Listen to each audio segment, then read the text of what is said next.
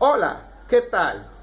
¿Qué es lo que está pasando con ciertos pastores de la iglesia evangélica? ¿Por qué razón hay pastores que están incurriendo en todo tipo de escándalos? Desde los sexuales hasta incurrir en estafas.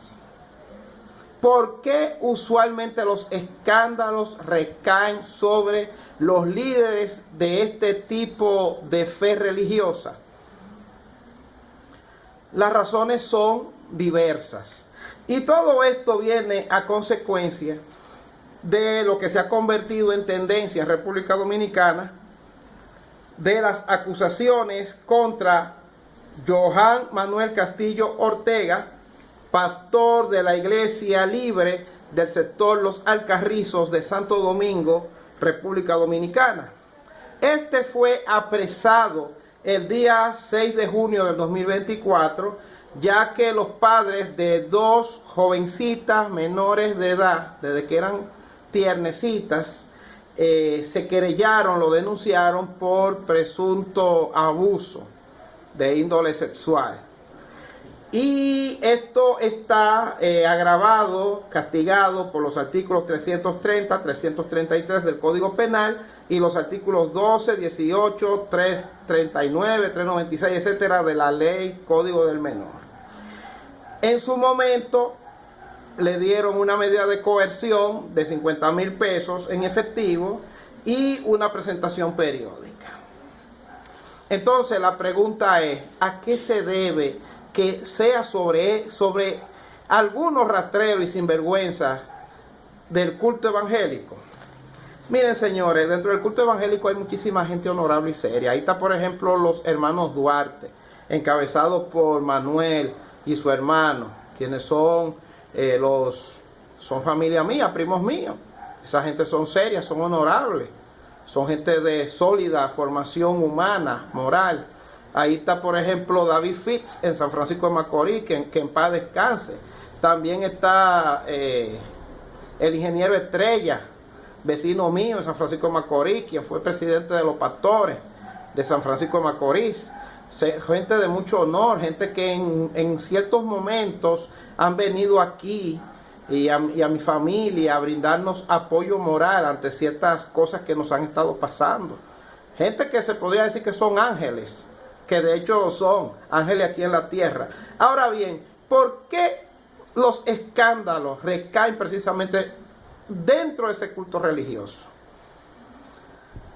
Bueno, vamos a explicarle un poquito. Sucede que en Primera de Timoteo, capítulo 3, versículo 3 en adelante,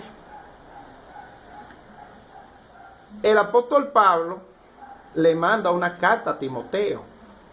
¿Quién era Timoteo? Timoteo era su ayudante, era un discípulo de él. Es decir, que él ejercía lo que se llama las labores de 70.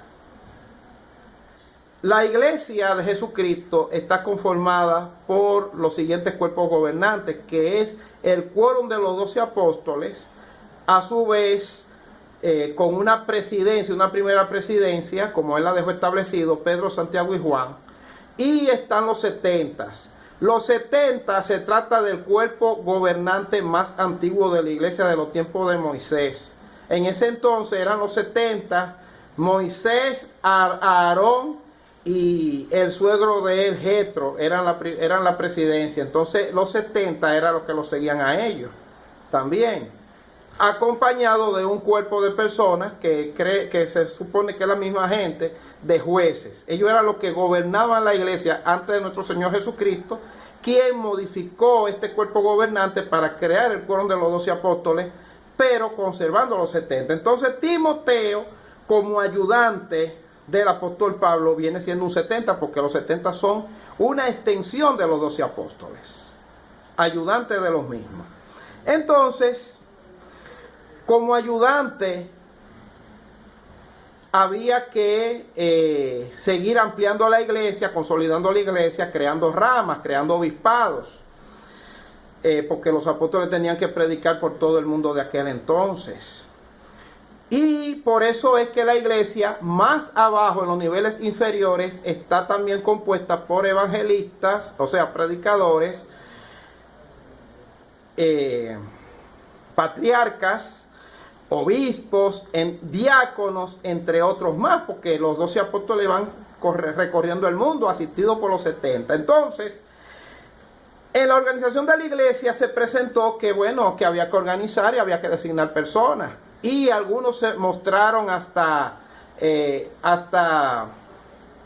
inquietudes para participar dentro de la organización de la iglesia. Entonces, el apóstol Pablo le giró la siguiente instrucción en Primera de Timoteo, capítulo 3. Si alguno el obispado, buena obra desea. Pero es necesario que el obispo sea irreprensible, marido de una sola mujer, sobrio, prudente, decoroso, hospedador, apto para enseñar, no dado al vino, no pendenciero, no codicioso de ganancias deshonestas, sino amable, apacible, no avaro, que gobierne bien su casa, que tenga a sus hijos en sujeción con toda honestidad. Pues el que no sabe gobernar su propia casa, ¿cómo cuidará de la iglesia de Dios? No un neófito, es decir, no puede ser un desconocedor del evangelio, no sea que envaneciéndose caiga en la condenación del diablo. También es necesario que tenga buen testimonio de los de afuera, para que no caiga en descrédito y en lazos con Satanás. Asimismo, también hay unos requisitos para los diáconos. Entonces, ¿qué significa esto, señores? Que en la iglesia, como cuerpo gobernante, están los primeros, los 12, la primera presidencia. Luego le siguen los 70 y más después le siguen los obispos, los patriarcas, etcétera. Pero estos al mismo tiempo tienen que ser gobernados, supervigilados, administrados, gerenciados por un cuerpo superior, extra poder, que esté por encima de ellos. Porque la iglesia es una iglesia de orden. Y esto es lo que lamentablemente no está aconteciendo con varias iglesias evangélicas, porque se tratan de ministerio, es decir, que yo vengo, de que recibí una revelación y automáticamente yo me autodesigno como pastor, líder y hasta apóstol. Eso es lo que está pasando con algunas iglesias evangélicas, que no es lo que sucede, que aunque no estén organizadas, no es lo que sucede, por ejemplo, con la iglesia adventista, que tiene un presidente, una gerencia, los testigos de Jehová, que tienen el llamado cuerpo gobernante de 9 personas a nivel mundial, y después de ahí sigue una red de representantes y delegaciones. La iglesia católica, que cuenta con el Papa y cuenta con los obispos y una que otra persona designada como patriarca, y luego le siguen entonces posteriormente el párroco, los ayudantes de los párrocos, etcétera. Y por eso es que la iglesia católica se dan escándalos, pero no tanto, no de forma tan frecuente como en la iglesia evangélica. Entonces, por esa razón es que ustedes ven todo esto, porque es que lamentablemente hay una serie de iglesias evangélicas que no tienen una organización que las respalde, que las sustente, sino más bien se tratan de ministerio. Y de ahí viene que cualquier charlatán y sinvergüenza aparezca como pastor y use esta condición para hacer y deshacer.